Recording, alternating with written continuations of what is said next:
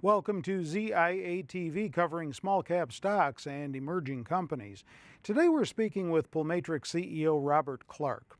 Robert, tell us a little about the problem your company or product solves and what differentiates your platform from, say, other drug delivery technologies.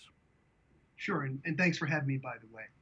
So here at Pulmatrix, we are developing an approach to inhalation drug delivery based on a novel technology we call iSPERS, which allows us to deliver drugs into the airways of patients in need in a highly efficient and flow rate independent manner. Patients in need include COPD, cystic fibrosis, and asthma patients who typically have limitations in their inspiratory airflow.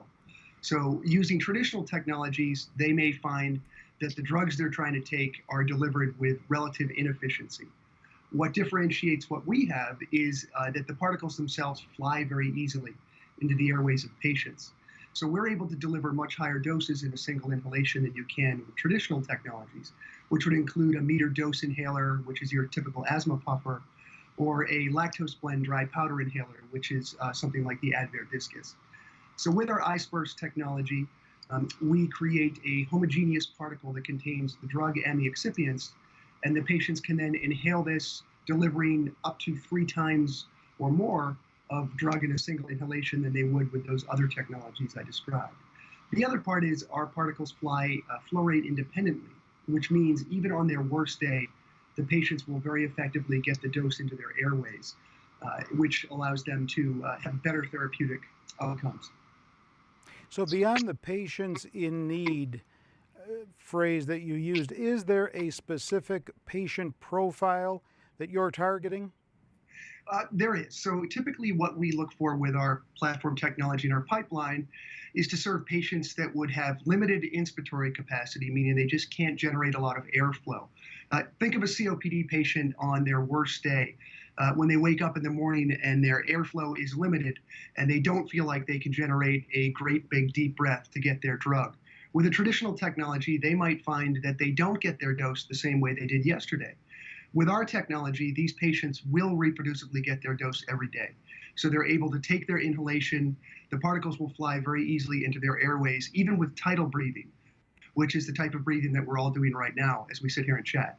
And that allows them to get their dose far more efficiently.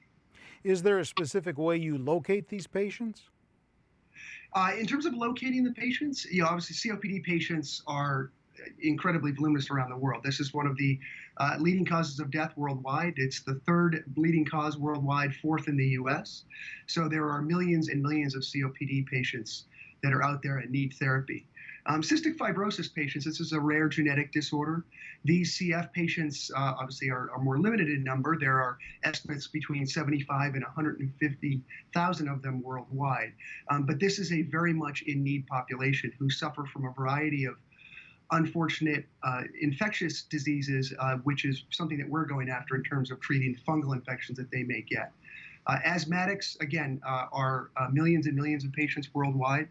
It's a bit of a different disease than COPD, obviously, but it definitely has some of the same characteristics in terms of patients needing their airways to be opened so they feel like they're breathing easily and getting the oxygen that they need. And then idiopathic pulmonary fibrosis is another rare disease. And so we identify those patients via the diagnosis that they get.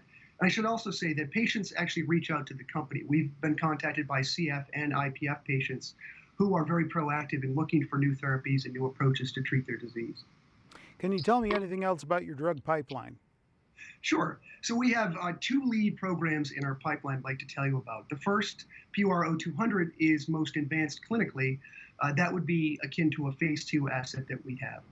PUR-0200 is a copy of Spiriva HandiHaler, which is a multi-billion-dollar worldwide currently marketed product that is a bronchodilator for COPD patients. It expired in Europe in terms of its patent last year, and so we are developing what we term a branded generic version using our iSPERS technology. We believe we can deliver more efficiently, as I stated previously, so our dose nominally is going to be lower for the product. But in Europe, what we can utilize is an expedited regulatory path that is termed pharmacokinetic bioequivalence. And what that means is if we can show that the blood levels are the same, that our product then is considered equivalent and we can market it. In the US, it's a 505(b)(2) approach, which is a bit more involved and will include some additional clinical work that we need to do based on the 505(b)(2) guidance. The FDA has been proactive in putting out guidances around bronchodilator products that we believe will be relevant to our product as well. And our expectation is if we can put together a multi-dose format of the Spiriva HandiHaler molecule in our iSPERS technology, that we'll have a better mousetrap, if you would, for the US market. The other lead product we have, PUR 1900, is an inhaled antifungal, which we are developing to treat ABPA, or allergic bronchopulmonary aspergillosis, that's a mouthful, in both CF and severe asthma patients. So these patients suffer from ABPA. They end up with significant debilitation. It's often misdiagnosed in the first pass as a bacterial pneumonia, and of course it's not, it's a fungal pneumonia. So by having an inhaled version of an antifungal therapy, we can reduce the dose that we expect you would need to get to the airway to treat the infection, and then also reduce systemic exposure, which drives a significant side effect profile that the patients would like to avoid. So we target that program will enter the clinic at the very beginning of next year. Is there any other company news you'd like to share with us? Well, you know what, we're pushing forward very hard on all of our programs. We recently, this past year, had an announcement that we have gotten both rare orphan designation as well as qualified infectious disease product status for our PUR 1900 program for cystic fibrosis. And what this allows us to have is 12 years of exclusivity on the product once it's marketed.